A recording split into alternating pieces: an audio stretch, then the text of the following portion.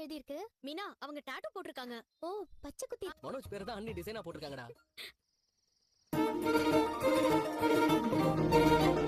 Rohini temporary டாட்டூவா? இல்லப்பா, permanent தான்.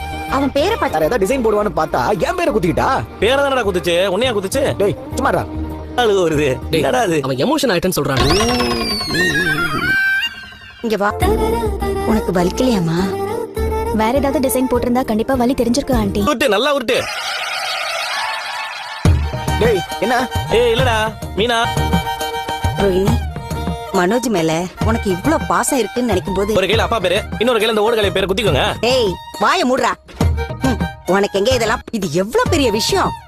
ஏங்க, நிஜமாவே இது ரொம்ப பெரிய விஷயங்க. அவங்க புருஷன் பேரு அவங்க. அதெல்லாம் ஒண்ணு வேணாம், பாசம் மனசுல இருந்தா போதும். இந்த காலத்துல நாங்க வெளிய பாசமா இருக்க மாதிரி காட்டிட்டு ரூம்குள்ள போய் தலைய பிச்சின்னு சண்டை போடுறாங்க. அதெல்லாம் நமக்கு எதுக்கு? ஆ, என்ன ஸ்ருதி, நீங்களும் டாட்டூ குத்திக்க போறீங்களா? யாரு இவளா? டாக்டர் கிட்ட போனாலே இன்ஜெக்ஷனே போட்டுக்க மாட்டா. நீ குத்திப்பல? உன் பேரை நான் ஹார்ட்ல குத்திருக்கமா?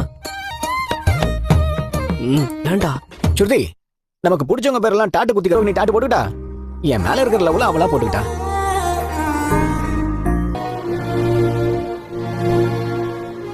அவளை விடுறா. பச்சை குத்திக்க ட்ரெஸ் எல்லாம் மாத்திட்டு வா, சாப்பிடு. சரிங்க ஆண்டி. அம்மா, அவளுக்கு ஏதாவது ஃபீவர் வந்துருமோன்னு பயமா இருக்கு. நாங்க உள்ள இருக்கோம். மீனா கொஞ்சம் டிப். டேய் நம்மளே எடுத்துக்கலாம், விடு. நீ விடுமா, அவன் கிடக்குறான். நீங்க உள்ள போங்க, நான் எடுத்துட்டு வரேன். ரோகிணி, நீ என் பேரை டாட்டு குத்திருக்கல, அதை பார்த்ததும் மீனா சுத்தியோட மகமே. இருந்திருந்தா அவங்களும் இதை பண்ணிருப்பாங்க.